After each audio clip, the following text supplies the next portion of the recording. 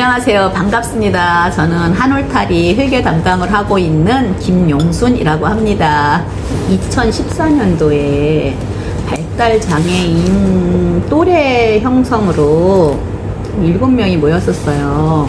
언어가 안 되고 중증이다 보니까, 그래서 부모님이 들어가서 한 사람이 들어가서 케어를 하다 보니까 너무 힘든 거야. 그래서 그 발달장애인과 보호자 겸 해서 14명이 운영을 했었어요. 그러는데 이게 자녀들이 끼면 비교를 해요. 악기 발달장애라도 다 다르잖아요, 특징이. 그러니까 이것도 안 돼, 저것도 안 돼 하니까 난 이거 하기 싫어. 우리 애는 너무 상동행동이 심해서 이 모임에 가면 누구를 때려. 그 다음에 어디 나들이를 가면 다른 사람한테, 이웃들에게 민폐가 돼. 그래서 빠졌어요. 그 당시에는 동굴이라고 했어요. 동굴이라고 해서 7명이 했는데 몇 명이 빠지고 2016년도부터 그 마을 공동체가 생기면서 그럼 우리도 이걸 공동체로 한번 활성화시켜보자 해서 사업자 등록증을 받으면서 한울타리라는 이름을 가졌어요. 그래서 그것도 물론 발달장애인과 이웃들, 그 다음에 비장애인들, 그 다음에 보호자들로 구성되어 있었거든요. 그렇게 해서 16년도에 마을 공동체 사업을 받아서 주말 농장을 매개로 활동을 했었어요. 농작물도 심고 애들 흙도 만지게 하고, 그러니까 자연 관찰 겸 이렇게 정서적으로 좀 안정되게 하고, 노자 활동을 통해서 우리가 할 수 있다는 자신감, 그 농작물이 나오면 성과가 있을 거 아니에요, 성취감을. 그렇게 해서 가족끼리 나눠서 먹기도 하고, 많았을 때는 이웃들에게 또 나눔도 했었어요. 현재까지는 5 가족으로 아예 가족 단위로 묶였어요. 그러다 보니까 다 빠지고, 그래서 발달장애인 4명 하고, 그 다음에 그냥 한 분은 그냥 이웃 주민으로 이렇게 해서 한 13명, 15명 정도가 가족이니까 5가족이 하다 보니까 그 정도 모여서 현재까지는 뭐 농사 짓고, 거기서 나온 걸로 농작물로 먹고, 여름에 가서 또 어쨌든 그렇게 다 같이 모이면 뭐 여가 활동도 하고, 뭐 여행도 가고, 등산도 하고, 이런 목적으로 만들어졌는데 2년 동안은, 작년 올해는 코로나로 인해서 많이 모이는 게 조심스럽잖아요. 그러니까 좀 소원해지긴 했어요. 처음에는 어쨌든 우리가 막 공동체잖아요. 그래서 함께하는 말 그대로 하나의 울타리 안에 있는다는 의미를 가졌는데, 그게 어떻게 보면 폐쇄적이지 않을까 하는 것도 돼요. 우리가, 그러니까 처음에는 한울타리 안에서 살았으면 좋겠다, 공동체 의식을 갖자, 이렇게 했었는데 지금 와서 생각해보면 한울타리 우리만의 세상이잖아. 그래서 그 이름 진 거를 좀 후회를 해요. 좀 넓게 봤으면, 그러니까 마을에서 함께 살아야 되는데 우리만 산다는 거잖아, 어떻게 보면 공동체가. 그래서 그거는 조금 미스가 아니었나 하는 생각을 합니다, 지금에 와서는. 재정적인 거는 이제 사업을 받았을 때는 사업비가 주시잖아요. 그럼 거기에 자부담도 들어가잖아요. 그래서 자부담이랑 같이 해서 사업을 진행을 했었고, 그 다음에 우리가 프로포즈 마을 공동체를 못 받은 해도 있었어요. 항상 얼마씩, 한 가정이 얼마씩 매달 모으거든요. 올해 같은 경우는 의정부 시청 청소년 교육과에서 받았잖아요. 그래서 그거는 사업 받은 대로 그대로 만들고 나누고, 그래서 수락관 이야기라고 해갖고 그런 거는 다 음식을 만들어서 다 이웃들에게 전하고 있습니다. 항상 매개는 주말 농장이에요. 주말 농장에 가서 주말에 토요일이나 일요일 날 모여서 풀 뽑고 농작물 씻고 가꾸고, 그래서 그 시간이 좀 끝나면 주말 농장이 되게 크지가 않으니까, 그렇지만 여러 가지 심을 수 있잖아요. 그래서 애들한테 생태 체험을 다 시키는 거예요. 크는 과정도 일러주고, 그 다음에 그 노동의 대가, 풀 뽑는 것도 좀 하고, 그 다음에 특히나 애들이 좋아하는 게 감자 캐기. 감자 캐기는 진짜 좋아해요. 감자 캐기, 고구마 캐기 같은 경우는. 근데 물론 그 중에는 치는 발달장애인들도 있죠. 근데 하지만 그게 교육이니까 안 된다는 것을 계속 가르쳐주면서 그렇게 해서 운영을 했어요. 그냥 자부담에서. 농사는 어쨌든 계절이 있잖아요. 3월에 심으면은 11월이면 김장을 끝으로 다 이렇게 끝나잖아요. 그럼 겨울에는 알록을 피워놓고 밥도 해먹고 고구마도 거먹고, 그 다음에 거기가 산이 호명산이 있어갖고 호명산 산책을 해요.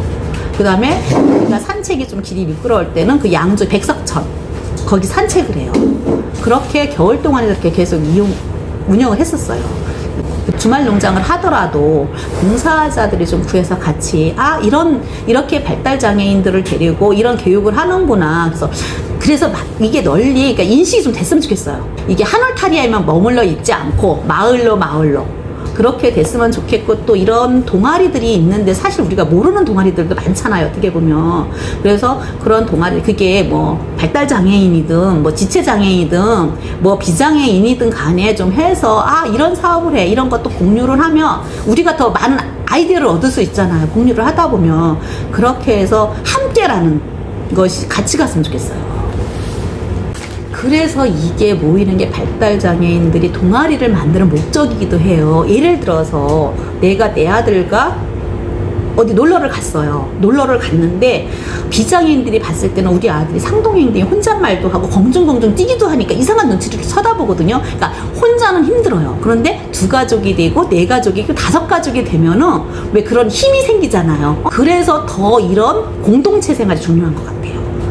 그래서 우리가 자꾸 그렇게 동아리를 만들고 유유상종 모이는 것도 그런 목적이 아닐까. 우리 발달장애인들이 진짜 살아가기가 힘든 게 우선 이웃부터. 그러니까 우리가 예를 들어서 아파트에 살잖아요.